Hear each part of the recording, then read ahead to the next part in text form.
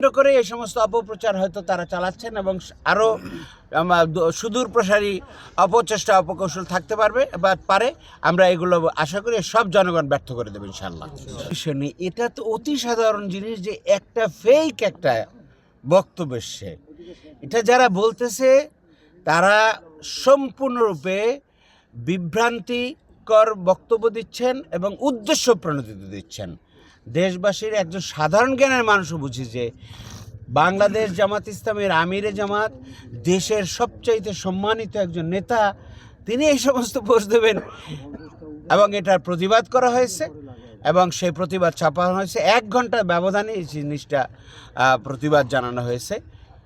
আমরা সবাই জানি যে হ্যাকিংয়ের মাধ্যমে কিভাবে দুষ্টচক্র তারা টাকা কালেকশন করে নেয়, বক্তব্য বিভিন্নভাবে বিভ্রান্তিকর বক্তব্য তুলে ধরে, উদ্দেশ্যপূর্ণ বক্তব্য তুলে ধরে, সেটা এরকমই একটা বক্তব্য।